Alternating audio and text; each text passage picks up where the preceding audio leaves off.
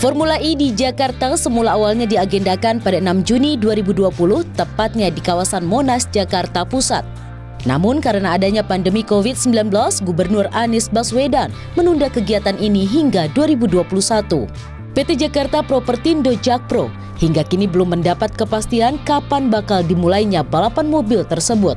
Sembari menunggu pemulihan ekonomi atas wabah virus corona, Maulana selaku Project Director Jakarta E-Prix menyatakan masih mendiskusikan jadwal penyelenggaraan. Nasional kalender itu adalah jadwal sementara.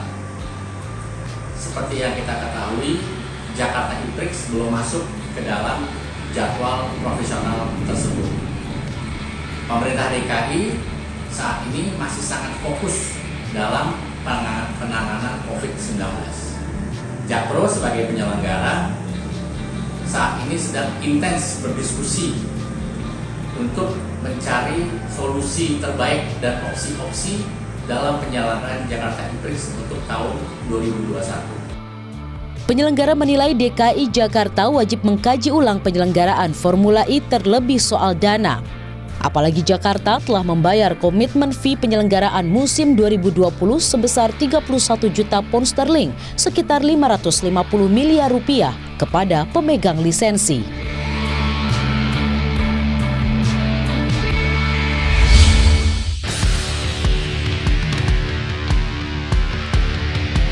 PT LIB telah berkomunikasi dengan PSSI soal timeline Liga 1 terkait pelaksanaan hingga pekan terakhir dan jeda pertandingan Timnas Indonesia di turnamen internasional.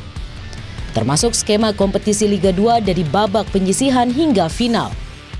Dikutip dari laman resmi PSSI di Jakarta, sebelumnya Direktur Operasional PT LIB Sucarno, LIB telah melakukan korespondensi dengan klub.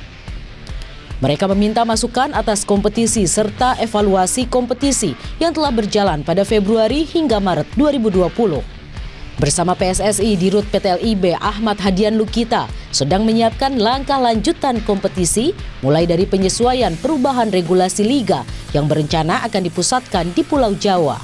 Akan ada liga lanjutan di bulan September-Oktober, tapi kita belum tahu tanggalnya apa, kita sedang menunggu skepnya. Karena dari situ kita baru bisa memulai apapun atau statement resminya. Nah, beberapa skenario sedang kita susun, apakah September seperti apa, Oktober seperti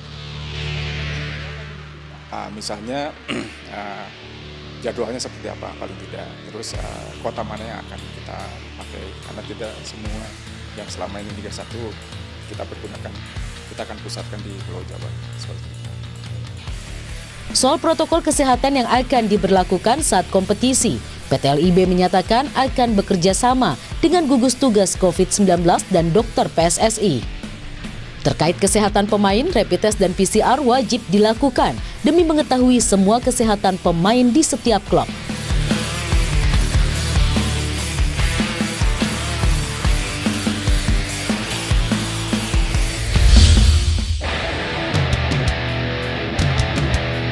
Sejak pekan pertama April, IBL telah membuka pendaftaran untuk calon kontestan baru musim 2021. Sejauh ini beberapa klub baik dari Pulau Jawa maupun luar Jawa telah menyatakan ketertarikan. Satu diantaranya Mountain Gold Timika Papua. Pekan depan IBL mulai melakukan tahapan verifikasi. Selain mengecek kelengkapan berkas, tim verifikasi IBL yang dikepalai Rufiana juga memastikan komitmen tim dalam mengikuti kompetisi. IBL menegaskan persyaratan yang ditetapkan memang dibuat cukup detail guna meminimalisir risiko klub keluar masuk kompetisi. Di dalam surat itu juga kita sudah sampaikan kepada peserta bahwa mereka bersedia untuk ikut di IBL itu minimal 5 tahun. Supaya tidak selalu terjadi perubahan di setiap tahunnya. Pekan depan workshop mengenai kompetisi menjadi agenda pertama yang akan dijalani calon kontestan. Selanjutnya pada 16 Agustus, calon kontestan wajib membayar uang deposito dan lisensi senilai 2,5 miliar rupiah. Adapun pengumuman klub baru musim 2021 akan dilakukan pada 1 Oktober. IBL berharap ada klub yang mampu lolos sehingga persaingan semakin ketat musim depan.